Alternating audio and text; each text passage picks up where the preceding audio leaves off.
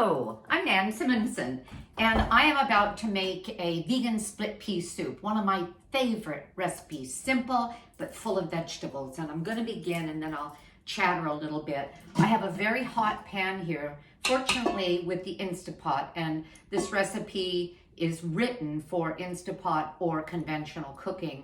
I just would highly recommend an Instapot because look what I was able to do with my oat groats. I was able to start them, walk away, and they took care of themselves rather than watch them cook on a stove for 50 minutes.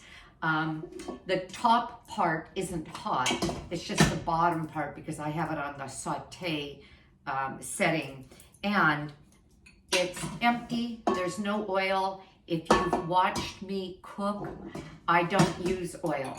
I don't use it because it's an omega-6 fatty acid, and we, with our processed food diets, get omega-6 oils, fatty acids, from oils at such an abundance that we're way out of balance, like 20 to 1, and it should be about 1 to 1, or at the most 3 ratio, 3 omega-6s to 1 omega-3.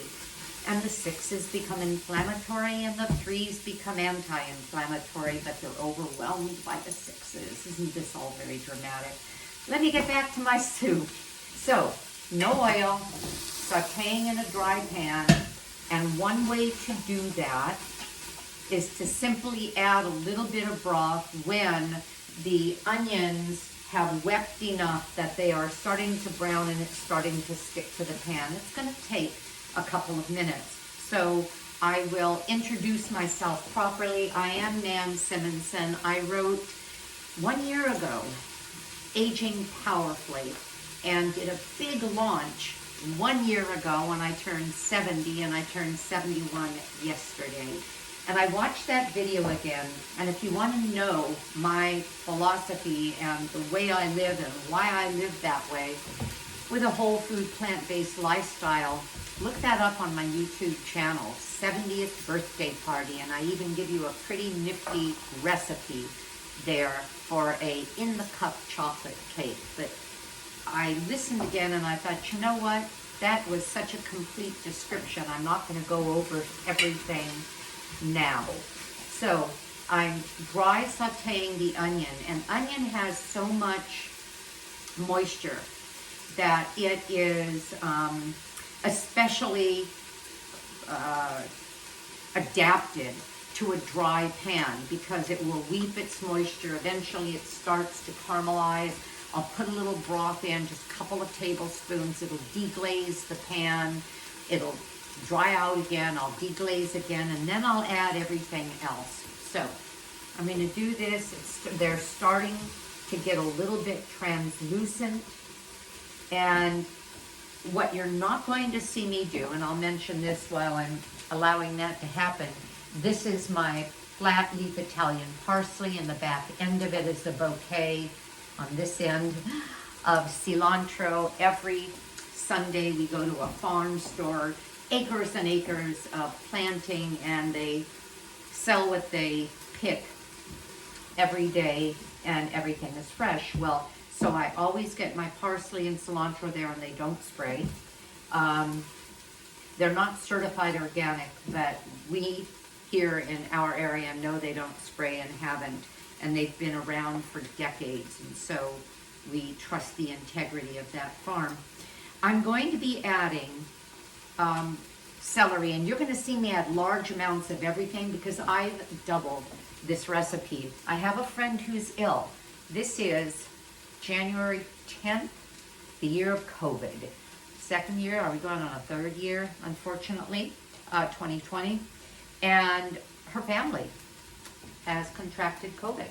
So I was talking to her yesterday. She's doing all right. It would be the Omicron by now variant, most likely. And I said, what can I do for you? Oh, I don't know, not much, da-da-da. And I said, would you like a pot of soup? And her husband heard the conversation, and she says, Nick is saying yes. So I'm making them split pea soup. But my tenet has always been, if you're going to make a mess in the kitchen, if you're going to do stuff do it worth cleaning. So do a lot. And on my stove, I have a big batch, is that my 10-quart pot, stock pot, with all of my frozen bits and pieces of vegetables that I don't throw away unless there's something that's too cabbagey or too strong to put in a stock to be used for any given soup. So I have the scraps there, some onion, carrots, celery, bits of zucchini. There are a number of vegetables that we use every day that can be frozen, the bits of them or the scraps of them, even potato peels, and go into a stock pot. So that's going on. I have my oat groats that are actually done. I can take this off and stop it.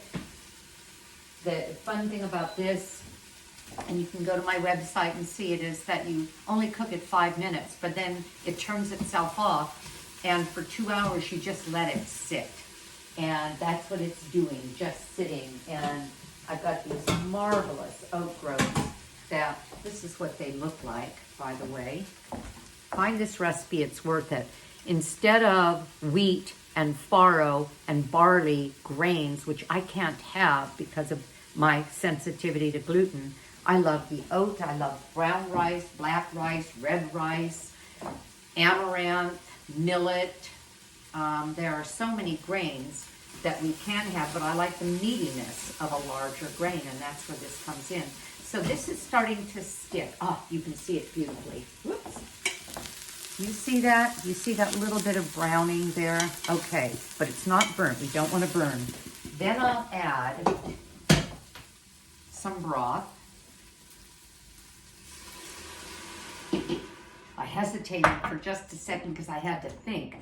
Normally, the broth that I always cook with is the broth I make, but my broth has the stems from last week's celery and cilantro in it, and my friend is highly allergic to cilantro and parsley. Isn't that interesting?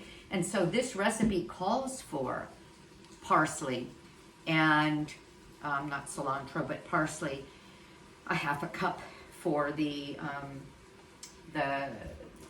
standard size recipe. I am, by the way, doubling that standard size. That's what I started to tell you before. If I'm going to make a mess, I'm going to make it worthwhile. So I have all these things going on, and I've doubled this. So I'll bring her family a pound's worth of, and by pounds worth I mean I'm using for this recipe, the base is 1 pound, which is 2 cups usually, depending on the density of the legume, of split peas, and then everything that would go along with that. Well, I'm doubling that because I have the 8-quart stock pot here, my Instapot, and the 6-quart here from my oat groats. Okay, focus, Nan, get this done. So it's looking good.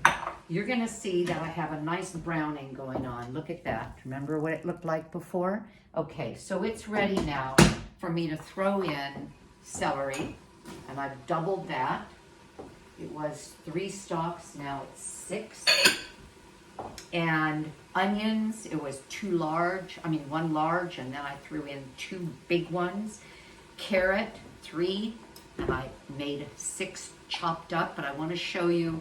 You've seen this probably, and I've shown it to you a number of times, and the only reason I'm showing it again is I think if cooking isn't easy, you may not do it. And if I'm going to cook with 6 stalks of celery, 6 carrots, 2 large onions, and I've got to finely chop all of that, and this may be what you would be thinking, that's just too much work, I'll buy a container of it from the store. No, no, no. If you have something like this is the Vidalia Chop Wizard. You can get it on Amazon for like $20, $25. This is telling me that it's been sauteing for 16, on the saute function for 16 minutes and turn itself off, which is fine. Well, actually, I want it to continue to saute a little bit. Okay, so why am I telling you about this? Because I saved a little bit of the carrot. I simply cut the carrots in half and small enough to go onto this chopping blade that I put on here. Well, this comes right off, and there's a finer chopping blade, and there's a slicing blade that would make you think, oh boy, we can do these fine little, maybe baked at a high temperature, like French fry potatoes, but this isn't strong enough to put potatoes and those little, on that slicing blade, but I will use it to slice mushrooms. But look at this. Look at how easy this is. and I want to warn you about something. This is sort of a shocking thing to do to a watch if it's highly sensitive. And my watch is a little sensitive, I know, because I did this once. I had to bring it in for repair. It loosened the second hand. But look at this. This is how quickly, boom, I was able to chop 6 carrots, 6 celery, 6 onions, the celery and the, not 6 onions, but 2 large onions, which came out to about 3.5 cups, okay? Now, I've got it on Saute. I don't have to really do this for long. Initially, this recipe called for simply, because I get a bunch of recipes and then I adapt what I like. Before the adaptation, it simply called for putting everything in and then starting it. Well, did you see that browning? That browning adds flavor. It adds flavor and a richness to a broth or anything that you cook. And so anytime I can, I will caramelize my onions that way. I'll put in my vegetables like that and get a little bit more richer of a broth. I'm going to be adding to this 6 cloves of garlic. And I do my garlic in advance. And chopped, 1 clove is 1 teaspoon. So a tablespoon has 3 teaspoons. I just did 1 tablespoon, a heaping, because I love garlic. You might just put a little bit more. And I've got in there now 6 tablespoons of garlic. And I even show you, I think I have a video on what I do with my garlic, because I even do that with a little contraption that just allows me to do a huge head of garlic in minutes, as opposed to the time it would take to peel and chop 16 cloves, which is what I tend to get from my big organic heads. I like the big heads because then I have big cloves. Okay, so this is what we're looking at here. It's been sauteed, it's slightly wilted, the onions are translucent, as they call an onion that has been cooked, and I'll leave it like that for a minute. I'm throwing in dry mustard, thyme, marjoram, salt and pepper. You decide how much you want. I'm going to wait until the end to salt and pepper because I want to use less salt than most recipes call for. Pepper I can add a lot, but I'll even do that at the end.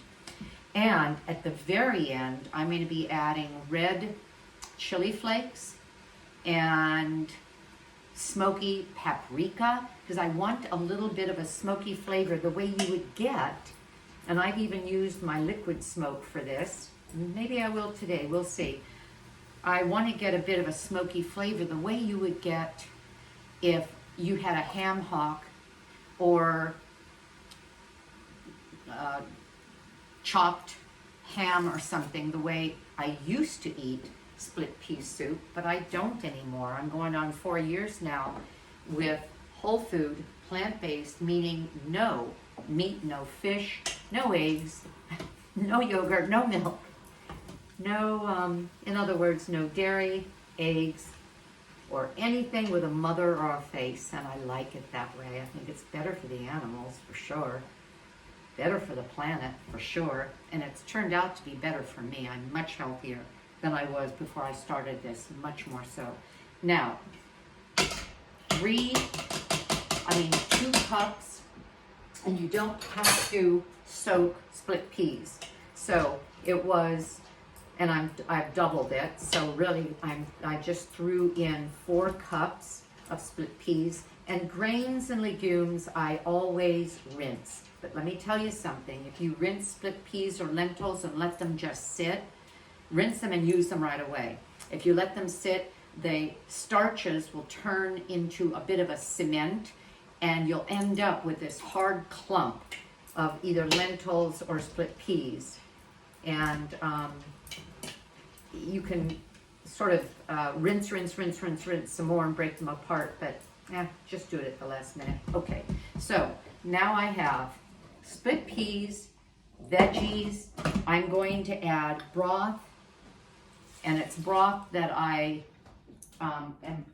bought rather than my own, because, as I said, my own has parsley and cilantro, and my friend can't have that. Somebody brought her soup and didn't know. How sad is that? Because she couldn't have it because the friend, not knowing, had put parsley in it. Think of all the things we put parsley, or in my case, I love cilantro.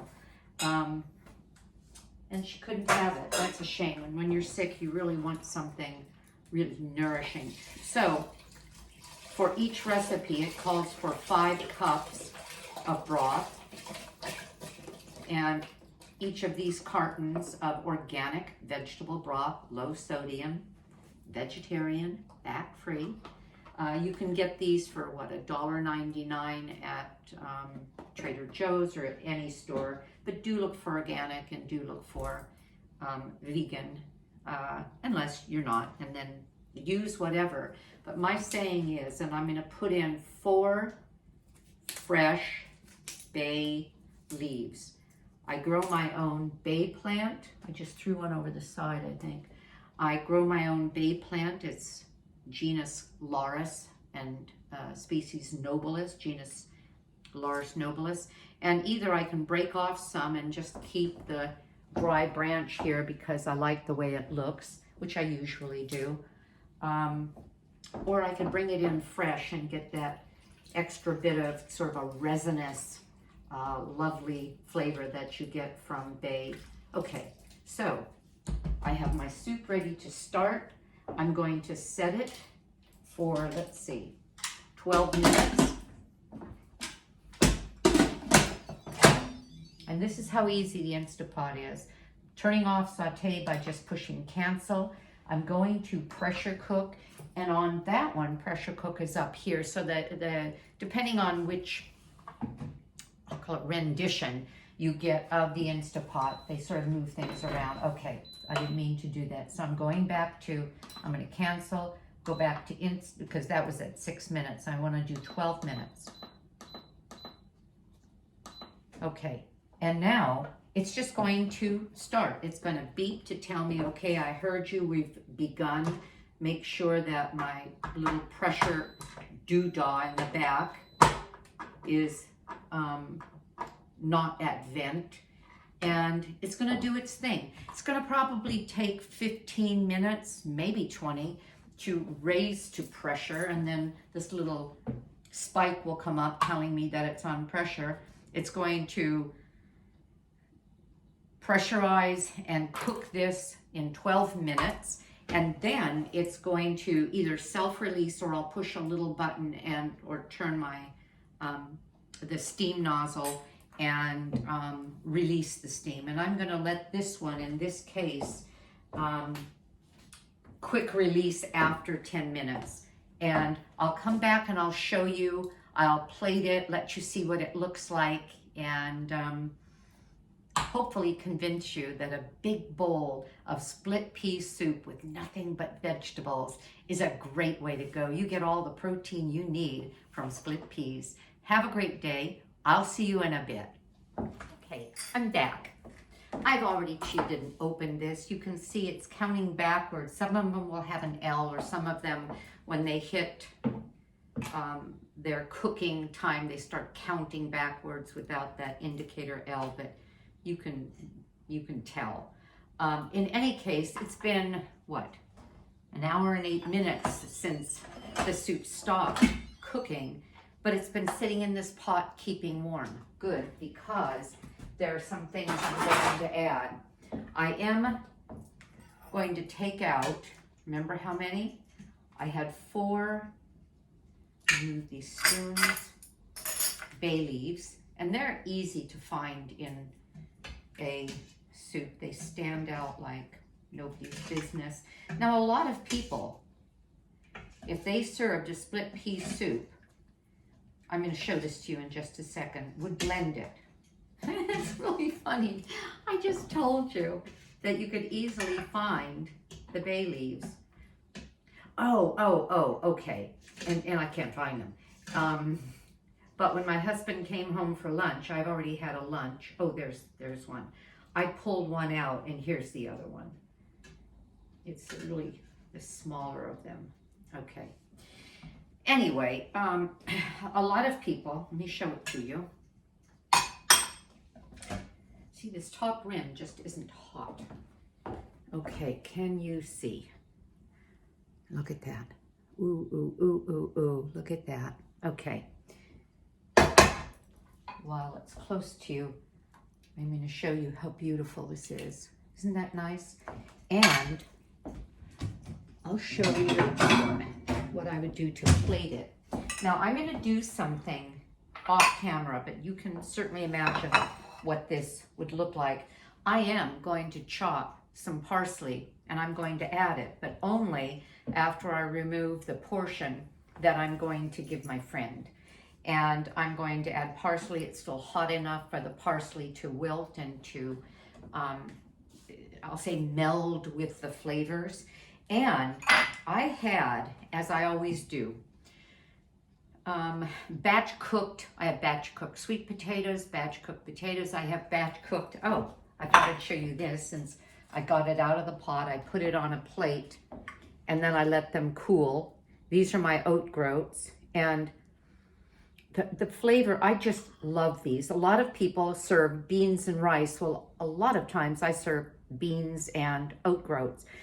Split pea soup and a side of oat groats put on it. You get these chunks of them. I just think they're so good.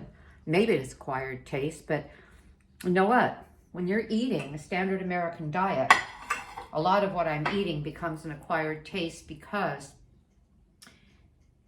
processed food, fast food, restaurant food, packaged foods, they all have been engineered to hit a bliss point in such a way, as with Lay's potato chips, that you can't eat just one. And if you eat a lot of that, you almost demand that. A lot of salt, oil, and sugar. That's what they do to hook you. When you're making something like I make at home, and that's one of the reasons I do a lot of cooking at home now rather than going out, you neuroadapt to the taste of foods as close to nature as they can be. This is the way oats begin as a groat. Then they're rolled, that's a little more processed. Then they're steel cut, that's a little more processed. Or they're rolled, that's a little more processed than that. Or they're instant, and those are all shredded up. Or they're made into a flour. No, a flour, you can just take the oat groat, whir it in the blender and have oat flour, and that's pretty much a whole oat. It's just that the fiber's been broken down to a degree that it absorbs much more quickly. So what I'm saying, though, is that a lot of what I have come to love, you might think needs a lot more. Oh, I've got to drizzle olive oil on this. I have to put a lot of salt. I have to put a lot of sugar. I know I'm going to want some salt. So there's no question but that I'm going to grind some of my Himalayan salt into this. And I'll taste it to see what I think. There's no question but that I'll grind my mixed peppercorns into this, because peppercorns are actually a very good food. Well, what I had in the refrigerator, and this is what I began to say earlier, was my batch cooked. I have, as I said, quinoa, potatoes, sweet potatoes, oat groats, so that I can pull these all together to make a very quick meal. That becomes my oats in the morning, almost cooked like an oatmeal, and then banana and berries and cinnamon and turmeric and nuts. But these steamed they're Yukon Gold potatoes. They could have been the red skinned. I'm leaving that out because I'm going to be running to the store to buy some gold potatoes, because what I normally do with these is steam them, keep a batch of 8 or 10 in the refrigerator, and one of the things we do is mash it and put it in the air fryer. I have a Breville air fryer, so it's a big tray type air fryer, and my husband loves that as an aside to his avocado sandwiches at lunch.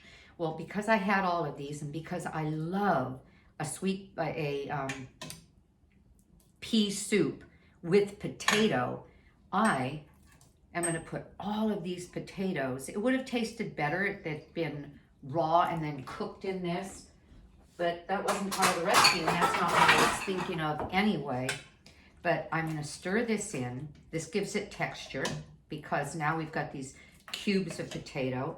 I'm going to add what I showed you earlier, the chili peppers, red chili pepper, as well as the smoked paprika. There's a big difference between smoked paprika and regular paprika, in that smoked it's the chili that has been smoked, as opposed to, it's like the difference of a red bell pepper that you simply cook and eat, and one that has been in the oven where the skin blackens and it has sort of a smoky flavor. Okay, so this is our soup. I'm going to picture my friend. I know she's in bed. She's just leaving a pot out, and I'm going to transfer my soup into her soup because I can't give her my pot. And I'm going to do this because she's not going to get this one. But there we go. And I haven't tasted it yet, but I know I'm going to love it. Oh my goodness. That is so good. Now, what I recommend everyone do when you try a recipe or make a recipe is taste it and then adjust the seasonings to what you like. So that is my split pea soup. I have liquid smoke, and I may put a tiny bit of that in it to punch it up a notch, or I have harissa paste, which is a chili. It's a sort of an Ethiopian combination, Middle Eastern Ethiopian combination of, or North Africa, of chilies that they make into a paste that's spicy and hot, but without being giving you a burning taste like you get with a lot of the chilies in South America. So, okay, that's all I have to say. Try it. I hope you enjoy it, and have a great day, because I know I'm going to. Bye.